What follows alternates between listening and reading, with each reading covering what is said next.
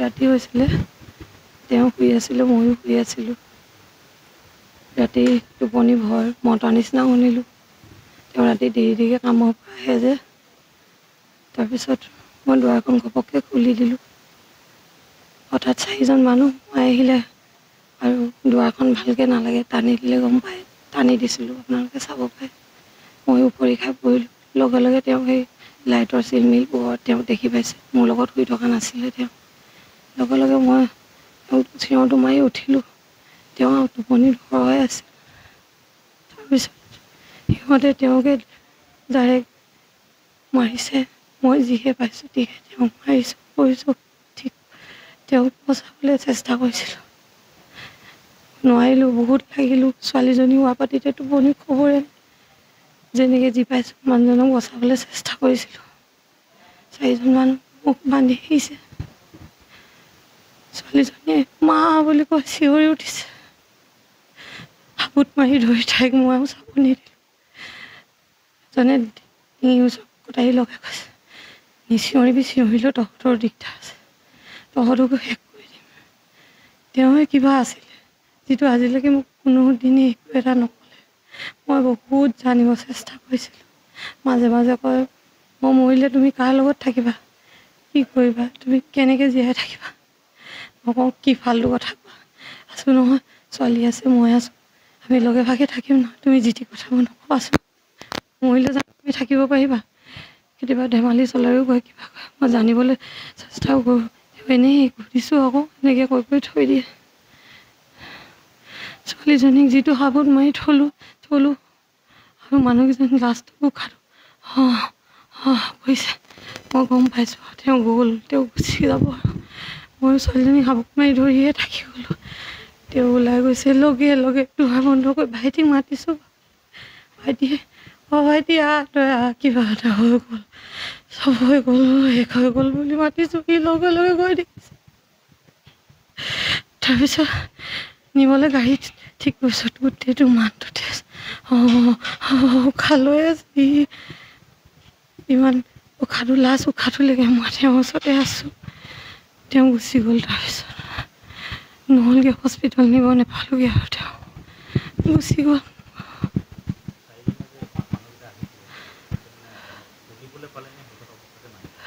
শুই থকা অৱস্থাতে তেওঁ যুঁজিছে বহুত যুঁজিছে ময়ো যিহে পাইছোঁ তেওঁক মানুহজনক চেষ্টা কৰিছোঁ তেওঁ যুঁজি আহিছে তেওঁলোক যোৱাৰ লগে লগে মই লাইটৰ চুইচটো দি চাইছোঁ মানুহজন বাগৰি আহি পাইছেহি বহুত চেষ্টা কৰিছে তেওঁ বচাব টোপনি ঘৰত মানুহে যদি কিবা এটা কৰে মানুহে ঘপককৈ কিবা এটা কৰিব কেতিয়াও নোৱাৰে নহয় যিমানখিনি পাৰিছে তেওঁ যুঁজিছে ময়ো পাৰিছোঁ এজনী মাইকী মানুহ 4টা মতা মানুহৰ লগত যুঁজাটো বহুত দিগদাৰ আপোনালোকেতো জানেই এজনী মাইকী মানুহে মই কি কৰিম কিমান সাহসত যুঁজিছোঁ তেওঁ গুচি গ'ল ছোৱালীজনী সপোনৰ আদৰা কৰি থৈ গুচি গ'ল সকলো সপোন আদৰা হৈ গ'ল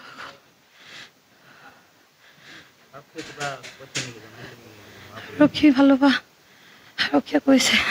আমি চেষ্টা কৰিছোঁ চলাইছোঁ আপুনি আমাক সহায় কৰক মই যেনেকৈ পাৰিছোঁ তেনেকৈ সহায় কৰিছোঁ যি জানো যি মনত আছে যেনেকৈ মই সহায় কৰিছোঁ মাত্ৰ এটাই কথা কাইলৈ আৰু যাতে আকৌ এটা ঘটনা নঘটে ছোৱালীজনীকে মোকে যাতে ৰক্ষা কৰে বুলি চাই সেইটোৱে বিচাৰোঁ ক'বতো নোৱাৰি সিহঁতে কাক কি বিচাৰি কি কৰে ক'ব নোৱাৰি নহয় ছোৱালীজনী স্কুল যাব তেওঁকতো মই গোটেইখিনি দায়িত্ব মই পালন কৰিম যদি হঠাৎ কিবা এটা হৈ যায় আকৌতো কোনে ৰিস্ক ল'ব অন্ততঃ পুলিচৰ ফালৰ পৰা মই এইখিনি সহায় বিচাৰোঁ পুলিচৰ যিখিনি কাম যিখিনি তদন্ত তেওঁলোকে কৰিছে মই সহায় কৰিছোঁ তেওঁলোকে বিচাৰ কৰিব ইমানটো বিশ্বাস আছে কৈছোঁ যে আমাক মাত্ৰ মানে ৱাইফজনীয়ে আমাক চিনাকি কাৰণে আমাক জোৰ বস্তুকে মাতিলে নহ'লে আমি নগ'লে আত্মহত্যা কৰি দিম বুলি ক'লে আমি কোৱাৰ লগে লগে তেখেতে হত্যা কৰিছে নিজৰ হাজবেণ্ডজনক কোনে মাৰিলে তেখেতৰ ৱাইফে নিজৰ স্বামীজনক মাৰি পেলালে আৰু যাহা আমি যেতিয়া আমি তাৰপৰা মানে অকণমান ভয় খালোঁ তেওঁ কৈছে যে তহঁতি যদি এতিয়া ইয়াত চিঞৰ বাখৰ কৰি দিওঁ তহঁতক ফচাই দিম বুলি ক'লে আপোনালোকৰ কোন গৈছিল তালৈ আমি দুজন গৈছিলোঁ কি নাম আপোনালোকৰ মোৰ নাম মৰিন্দ্ৰ এনাম ভাস্কৰ দুজনে গৈছিলে চাৰিজন নহয় তাৰমানে চাৰিজন তেওঁ মানুহজনী মিছা কথা কৈছে তেওঁ এতিয়া খালি এটা কথা স্পষ্ট কৰক মানুহজনক মাৰিলে কোনে নিজে মাৰিছে তোমালোকে মই পিছত গৈছে নে আগতে গ'লা আমি যাওঁতে মানুহজন মানে একো হুচ নাই তেতিয়ালৈকে কেনেকৈ মাৰিলে কিহে মাৰিলে ধুমুচে মৰা হৈছে ধুমুচে স্লিপিং টেবলেট দিছিলে তুমি লৈ গৈছিলা স্লিপিং টেবলেট মোক বহুত নম্বৰ কৈ আছে স্লিপিং টেবলেট কেইটামান লাগে এনেকৈ কৈ আছিলে মই তেখেতক এইটো সুধিছোঁ যে তোমালোকৰ তোমাৰ হাজবেণ্ডক কোৱা তুমি স্লিপিং টেবলেট ডক্টৰক কোৱা মোক বাৰে বাৰে কৈছে তুমি দিয়া বুলি মই 5টা স্লিপিং টেবলেট দিছিলোঁ বাকী মোৰ যিমান টকা আছে বাকী সি 11 বজাত মোক ফোন কৰি কিনি ব্লেকমেইল কৰি আছে যে আহিবা নে চুইচাইড কৰিম চুইচাইড কৰি ৰ'দত তোমাৰ মানুহজনীয়ে কৈছে চাৰিজন ল'ৰাই মাৰিছে চাৰিজন নাছিলোঁ আমি দুজন আমি হত্যা কৰা নাই ছাৰ তোমালোক কিমান টাইমত গুচি আহিছিলা আমি এটা 16 মানত গুচি আহিছিলোঁ মানে মই তেতিয়া গৈ কি দেখিছিলা তেতিয়া গৈ দেখিছিলোঁ মানুহজন একো হুচেই নাছিলে মানুহ পৰি আছিলে আচ্ছা মানুহজনীয়ে কৈছে তেওঁৰ ডিঙিত দা লগাই থকাৰ কাৰণে তেওঁ চিঞৰিব পৰা নাছিলে সঁচা নেকি ছাৰ আমি একো কোৱাই নাই তাৰ আগতে মাৰি দিলে তোমালোকে ফোন কৰিলে আমালৈ ফোন কৰিছে কি বুলি ক'লে ফোন কৰি কৈছিলে বোলে যদি নাহা চুইচাইড কৰি মৰি দিম ছোৱালীৰ লগত লাষ্ট ফোন তোমাৰ থাকিব তুমি তেতিয়া এনেকৈ ফুচি পাই বুলি ক'লে ভাস্কৰ তোমাৰ নামটো কি ময়ূন্ত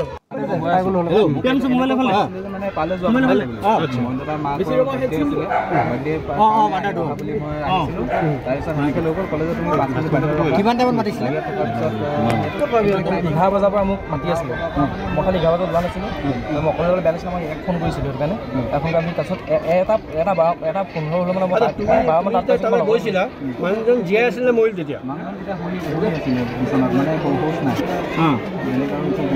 তাৰপিছত মই লগালোঁ তাৰ পৰা তুমি ভিতৰত গৈ কি দেখিছিলা ভিতৰত গৈ কি দেখিছিলা মানুহজন বিচনা শুই আছিলে তাত কি হৈছিল দেখিলোঁ যেতিয়া মানে ৱাইফজনীয়ে কৈছে ইয়াক মাৰি পেলোৱা বুলি কৈছিল সেই কথা শুনাৰ লগে লগে আমি তাক লাগিছিলোঁ মানুহজনে মাৰিলে তাৰমানে মানুহজন দেখিছিলে মানুহজন ভিতৰত শুই আছিলে সকলো যি কথা কৈছিল যি নাটক ৰচনা কৰিছিল তাৰ প্ৰকৃত সত্য এই মুহূৰ্তত পোহৰলৈ আহিব আমি প্ৰতিদিন টাইমৰ দৰ্শকসকলক দেখুৱাম প্ৰকৃততে কি হৈছিল এতিয়া ঘৰখনৰ লোকে ঘৰখনৰ যি ককায়েক বায়েক আছে ভায়েক আছে তেখেতলোকে প্ৰকৃত সত্য আজি প্ৰতিদিন টাইমৰ যোগেদি অসমবাসী ৰাইজক জনাবৰ কাৰণে জনাব আৰু এই মুহূৰ্তত মই পোনে পোনে ঘৰখনৰ পৰিৱেশ দেখুৱাইছোঁ লগতে এক শোকাকুল পৰিৱেশ বৰ্তমানো ঘৰখনত আছে মই বায়েকৰ ওচৰলৈ আহিছোঁ আপোনাৰ ওচৰলৈ আহিছোঁ আপুনি প্ৰথম দিনাখনিৰ পৰা আছে যিদিনাখনি ঘটনা সংঘটিত হ'ল বৰ্তমান সময়ত আপোনাৰ ভাতৃ যিহেতু অতি নিঃশংসভাৱে হত্যা কৰা হ'ল প্ৰথমতে আপোনালোকে ভাবিছিলেনে আপোনাৰ ভাই বোৱাৰীয়ে ভাতৃক কেনেদৰে হত্যা কৰিব বুলি আমি এইটো কথা মানে আমি কল্পনা কৰিব পৰা নাছিলোঁ যে তাইৰ নিচিনা এজনী মানে দেখাত মানে তাই আমি আহিলে যিখিনি ব্যৱহাৰ দিয়ে আৰু ভাইটিৰ লগত যিখিনি মৰম চেনেহে মিলি থাকে তাৰ মানে তাই ইমান ধুনীয়াকৈ দেখায় যে তাইৰ সংসাৰখন ইমান সুখত আছে আৰু তাই সুখত মানে ভাইটিওতো আৰু সুখতো ৰাখিছিলে তাইক যিখিনি প্ৰয়োজন আছিলে তাই যিখিনি প্ৰয়োজনীয় বস্তু তাইক যেনেকৈ থাকিব বিচাৰে তেনেকৈ থাকিব দিছিলে তাইক যিটো বিচাৰে প্ৰতিটো বস্তুতে ভাইটিয়ে তেনেকৈ তাইক হেৰি কৰিছিলে তথাপিতো তাই আমি ভবা নাছিলোঁ যে তাই মানে এনেকুৱাকৈ মানে ভাইটিৰ ওপৰত যে এইখিনি অত্যাচাৰ কৰিব বুলি মানে তোমাৰ নিঃসংগভাৱে তাক মাৰিয়ে পেলাব এনেকুৱাকৈ তাই কি কাৰণে কৰিলে এইটো আমি বুজিব পৰা নাছিলোঁ কিন্তু তাই যিখিনি নাটক কৰি আছিলে নাটক কৰোঁতে অলপ হ'লেও মানে সন্দেহ হৈছিলে যে তাই প্ৰথমতে কৈছে বোলে 4জন মানুহ আহিলে 4জন মানুহে মোৰতো প্ৰথম দিনাখনে যেতিয়া ফোন কৰোঁতে ভাবিছোঁ ভাইটিক 4জন মানুহে মাৰিব পৰাকৈ এটা কোন আছে তাৰতো শত্ৰু থাকিব নালাগে সি এনেকুৱা এটা ল'ৰা নহয় যে তাৰ সি কোনোবা শত্ৰুত হ'ব তাৰপিছত যেতিয়া ঘৰলৈ আহি মানে দেখিছোঁ যে ভাইটি যিটো অৱস্থা দেখিলোঁ মইতো আহি লগে লগে বেহুচেই হ'লোঁ মই হস্পিটেল নিবৰ কাৰণে আহিছিলোঁ শেহতীয়াকৈ আপোনালোকে যিহেতু খবৰটো গম পাইছে কেনেকুৱা কি হৈছিল এতিয়া প্ৰকৃত ঘটনাটো কওকচোন বহুতে বহু ধৰণৰ কথা কৈছে কিন্তু অৱশেষত গম পাইছোঁ আজি আমি ঘটনাটো বেলেগ মানে তাই ছোৱালীয়ে মোক নিজে কান্দি কৈছে আপা বোলে তাই দেখিছে ইমান ৰাইজ আহিছে আপা কি হৈছে মা কেতিয়া আহিব তাই মোক সুধি আছে মা কেতিয়া আহিব মই কৈছোঁ মা এতিয়া নাহে নহয় তোমাৰ মাক পাপাই মাৰিলে তুমি সেইদিনা ক'ত আছিলা তাই কৈছে মায়েতো মাৰিলে পাপাক মায়ে ধুমুচ দি মাৰিছে আৰু আশাপ্ৰিয়াৰ ভায়েকে তাক দাহেদি কাটিছে বোলে সিহঁতি দুইটাই মিলি কাটিছে তাই ছোৱালীটো নিজে কান্দি কৈছে মই তাইক কৈছোঁ মা নাহে বুলি কোৱাৰ লগে লগে তাই মানে কান্দি পিনে কৈছে মা কেলৈ নাহিব মায়েতো আহিব মায়েতো ধুমুচ দি পাপাক মাৰিছিলে তাই মানে সেইদিনাৰ পৰা কথা মুখ খোলা নাছিলে কিন্তু কালি মানে ইমানেই কান্দিছে কান্দি কৈছে বোলে মায়েতো বোলে পাপাক ধুমুচ দি মাৰিছে আৰু আশাপ্ৰিয়াৰ মানে ভায়েকে আশাপ্ৰিয়াৰ ভায়েক বুলি কৈছে তাই আশাপ্ৰিয়াৰ ভায়েকে বোলে আশাপ্ৰিয়া বুলি কৈছিলে তাই ন আশাপ্ৰিয়াৰ ভায়েকে বোলে ধুমুচ দি মানে দা দি কাটি আছে আৰু বোলে মায়ে বোলে ধুমুচ দি মাৰি আছে সুধিলোঁ কেনেকৈ মাৰিলে তেতিয়া কৈছে পাপাই বোলে এনেকৈ কৰি ঠেলি আহি পিনে লৈছিলে বোলে তলত পৰিলে পাপা তেতিয়া পাপা পৰাৰ লগে লগে বোলে আকৌ আগফালেদি মোক কোনফালে মাৰিছে তাই কৈছে আগফালেদি মাৰিছে বোলে আশাপ্ৰিয়া ভায়েকে বোলে আগফালেদি মাৰি আছে দাহেৰে আৰু মাকে বোলে ধুমুচ দি মাৰিছে মাথাত তাই দেখি আছে মই তুমি কেলৈ নকলা একো পাপাই বোলে চিঞৰিছে ভাইটি ডাইৰেক্ট মাতিছে বোলে ডাইৰেক্ট মানে মোৰ ভাইটিক মাতিছে বোলে নিতুল কৈছে বোলে তেনেকৈ সেইটো শব্দ ক'লে বোলে তাৰপিছত বোলে পাপা বোলে এনেকৈ আগত পৰি গ'ল বোলে পৰি গ'লত বোলে সিহঁতি দুটাই মাৰি আছে তাৰপিছতে বোলে তাই কৈছে যে মায়ে তাৰপিছত মোক কৈছে তুমি ক'বা বোলে 4জন মানুহ আহিছিলে বোলে 4জন মানুহ আহি পাপাক মাৰিলে তাৰপিছত মাকে বোলে দুৱাৰ হুকটো লগাই থ'লে তাই কৈছে মায়ে বোলে দুৱাৰ হুকটো লগালে আৰু ঝপনা মায়ে মাৰি থৈ আহিলে বোলে ছোৱালী তেনেকৈ কৈছে ছোৱালীজনী তেনেহ'লে এইখিনি অৱস্থা দেখিবলগীয়া হোৱাৰ কাৰণে তাই কেনেকুৱা এজনী মাতৃ হ'ব পাৰে আপোনালোকে ভাবক যিজনী মাতৃয়ে নিজৰ ছোৱালীক আপোনাৰ আগত থয় ইমান অকণমানি ছোৱালীজনীক যে আগত থয় মানে এইখিনি কৰিছে তাৰপিছত ছোৱালীকো নাটক ৰখি থ'ব কৈছে যে তুমি এইখিনিয়ে ক'বা আৰু তাইকো কয় ইমানেই কৈছে যে তুমি এইটোৱে ক'বা মানুহৰ আগত আৰু যে মানে তুমি 4জন মানুহ আহিছিলে দদায়েককো ক'ব কৈছে খুৰীয়েকো ক'ব কৈছে যে 4জনে মানুহ আহিছিলে তাইও তেনেকৈ কৈ আছে 4জন মানুহ আহিছিলে তাই সেইটোৱে কৈছে আৰু কিন্তু এতিয়া কৈছে মা আপা বোলে 4জন নহৈছিলে আশাপ্ৰিয়া ভায়েক আছিলে আৰু মা বোলে তাই এইটো ছোৱালী মানুহ এতিয়া তাই মানে তাইক ইমানেই কি ছোৱালীজনীক মানে ইমান তাই ভয়ত হেৰি কৰি সোমাই দিছিলে নহয় আপোনাৰ মানে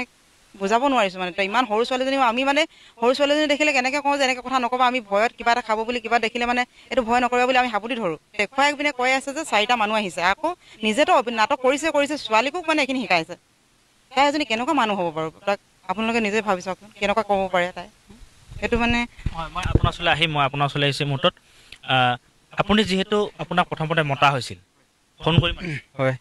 তাৰপিছত আপুনি যোৱাৰ পিছত কি দেখিলে আপোনাক কি ক'লে মোক এটা প্ৰথমতে মোৰ মিছেছক ফোন কৰিছিলে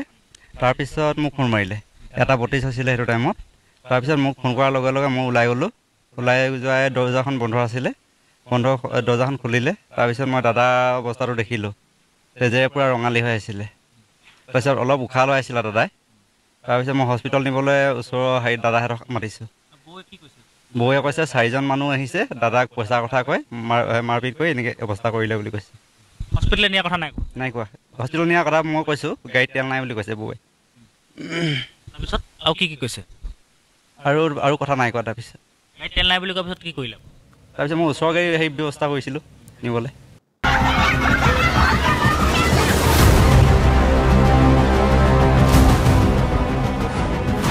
প্ৰেমিকৰে মিলি স্বামীক হত্যা প্ৰত্যক্ষদৰ্শী 6 বছৰীয়া কন্যা নাটক ৰচি কন্যাৰ বাবে সাৰি নগ'ল ঘাতক পত্নী 4 দিনৰ ভিতৰতে চিচিংফাক হৈ গ'ল চাবুৱাৰ জেৰাই গাঁৱৰ মাধুৰ্য বৰুৱাৰ হত্যাকাণ্ডৰ ৰহস্য চাবুৱা আৰক্ষীয়ে গ্ৰেপ্তাৰ কৰি থানালৈ চোচৰাই আনিলে পত্নী প্ৰহেলিকা বৰুৱা প্ৰেমিক ময়ন্ত গগৈ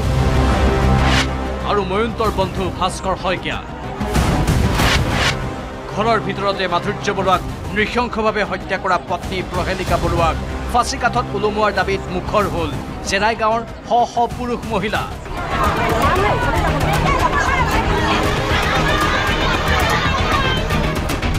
প্ৰেমিক ময়ন্তৰে মিলি স্বামী মাধুৰ্য বৰুৱাক হত্যা কৰাৰ পৰিকল্পনা কৰিছিল প্ৰহেলিকা বৰুৱাই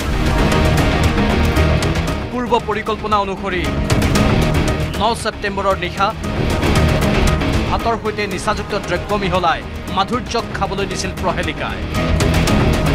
সেই খাদ্য পেটলৈ যোৱাৰ কিছু সময় পাছতে অচেতন হৈ পৰিছিল মাধুৰ্য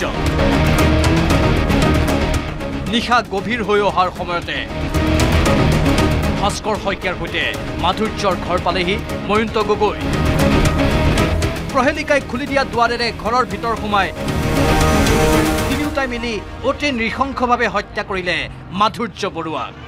দা কটাৰীৰে কটাৰ লগতে ধুমুচেৰে ঠেকেচি মাধুৰ্যৰ মুমূৰ্ষ অৱস্থা কৰি আঁতৰি গ'ল ময়ন্ত গগৈ আৰু ভাস্কৰ শইকীয়া তেতিয়াই 4 অচিনাক্ত যুৱকে স্বামীক হত্যাৰ চেষ্টা কৰা বুলি চিঞৰ বাখৰ লগালে প্ৰহেলিকা বৰুৱাই আনকি স্বামীৰ মৃত্যুৰ পাছদিনা মনে সজা কাহিনীৰে সাংবাদিককো ভাষ্য দিলে